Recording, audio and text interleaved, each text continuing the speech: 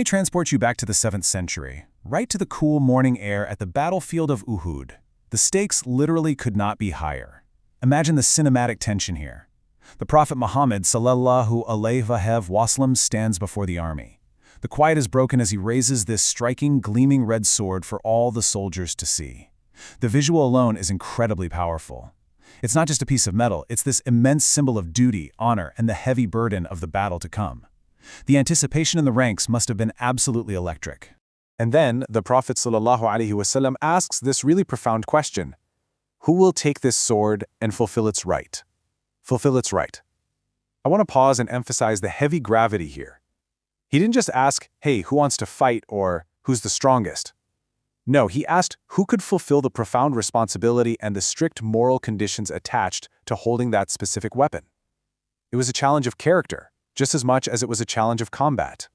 Let's dive into this. Faced with this offer, several prominent companions immediately stepped forward, right? They were eager for the honor.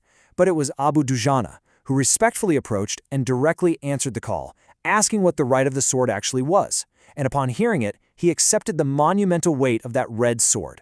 Taking the weapon wasn't about ego. It wasn't about proving he was the toughest guy in the ranks or seeking personal glory. It was a solemn promise to use the sword strictly for a higher purpose, only in the cause of Allah. It meant his actions on the battlefield wouldn't be driven by blind rage or personal vendettas, but by an absolute, disciplined devotion to a higher moral standard. Now, once he makes that promise, the pacing of the story shifts dramatically. Abu Dujanah pulled out a famous red headband, known among his peers as the Band of Death. We move from a quiet, tense dawn to this high-energy, rapid pre-battle preparation. The time for standing still was over. It was time to lock in. When he tied this red fabric around his head, everyone knew exactly what it meant. It signaled a complete shift into unmatched physical courage. It was his personal psychological trigger, a declaration of absolute focus on the battlefield. He was ready to advance, totally fearless, and locked onto a singular purpose. Keep that intense, chaotic momentum of the battle in your mind. The clash of swords, the shouting, the dust kicking up everywhere. In the absolute chaos of the melee, Abu Dujanah spots an enemy fighter aggressively rallying the opposition troops. He's right in the thick of it, totally immersed in the adrenaline and danger of hand-to-hand combat, pushing right through the enemy ranks. He charges, he closes the distance, he raises that heavy red sword, fully prepared to strike down the threat with the exact same momentum that carried him through the enemy lines so successfully. The strike is imminent. Picture a peaceful sunset over Mount Uhud. The dust has settled. The battle's over. This tranquil imagery perfectly represents the ultimate victory of justice over brute force.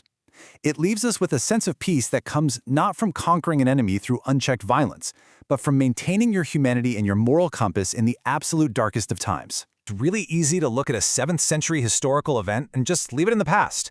But what is the practical takeaway for us today? How does a warrior refusing to swing a sword centuries ago apply to our lives right now? The core lesson is clear. A true believer combines bravery with mercy and follows the guidance of Allah and His Messenger, sallallahu alaihi wasallam. And this brilliantly illustrates the tightrope we all have to walk.